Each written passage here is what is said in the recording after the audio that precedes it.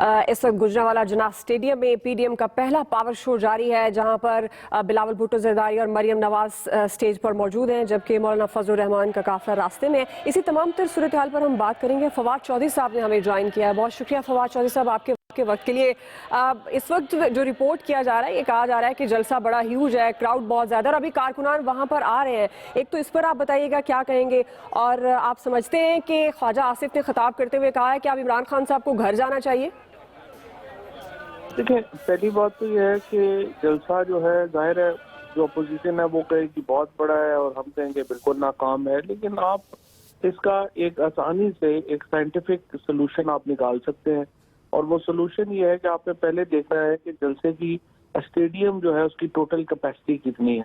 अब इस स्टेडियम की जो टोटल कैपेसिटी है वो तकरीबन 27,000 लोगों की है। अब इसमें जो स्टेज को आगे लाया गया है और काफी जो स्टेडियम है, ग्राउंड है, उसको पीछे छोड़ दिया गया है। तो इसका मतलब यह है कि इस वक्त जो टोटल कैपेसिटी है स्टेडियम की वो तकरीबन 22-23,000 की टोटल कैपेसिटी का इस वक्त ये जलसा है।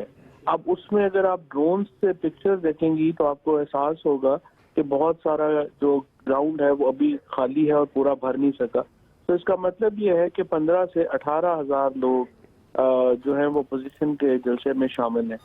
अब 15 से 18,000 लोग, इसके बावजूद कि 11 पार्टीज हैं, इतना पैसा उन्होंने खर्च कर दिया, इतनी हाइप क्रिएट की, और उसके बाद अगर 15 से 18,000 लोग इकट्ठे कर पाए हैं तो जाहिर है कि इस जलसे को कामयाब तो नहीं कहेंगे, नाकाम ही कहा जाएगा। तो फवाद चौधरी साहब, एक तरफ तो इजाजत दी गई गवर्नमेंट की तरफ से कि तमाम एसओपीज पर अमल दरामद करते हुए ऑपोजिशन पीडीएम जलसा कर सकती है, लेकिन ये कंप्लेंट्स बहुत ज्यादा मौसूल हुई कि कंटेनर्स लगाकर रास्ते ब्लॉक किए गए। तो जब इजाजत दी गई थी तो फिर कंटेनर्स लगाकर रास्ते बंद करने की क्या जरूरत थी?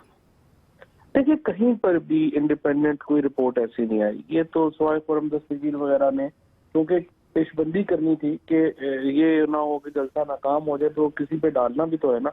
अब अगर वो समझते थे कि क्राउड भी पीटीआई ने कराया तो उस पर हम फिर माजरत चाहते हैं, हम क्राउड अपना जो है वो नहीं कर सके।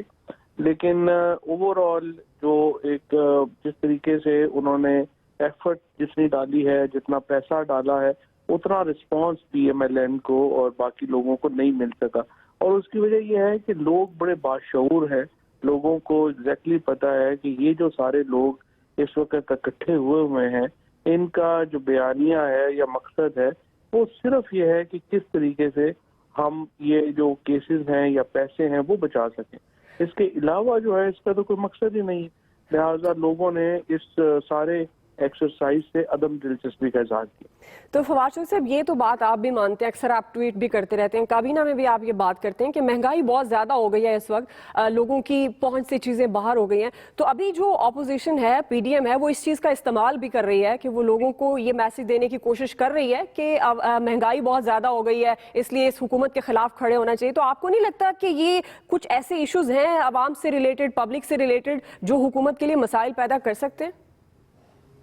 देखिए, पहली बात तो ये है कि इन्होंने तो पहले तो कहा था कि इनकी लड़ाई तो इमरान खान से है ही नहीं, और इदारों को इन्होंने ब्लेम किया, और महंगाई तो पूरे नैरेटिव में कहीं है नहीं है पोजीशन के।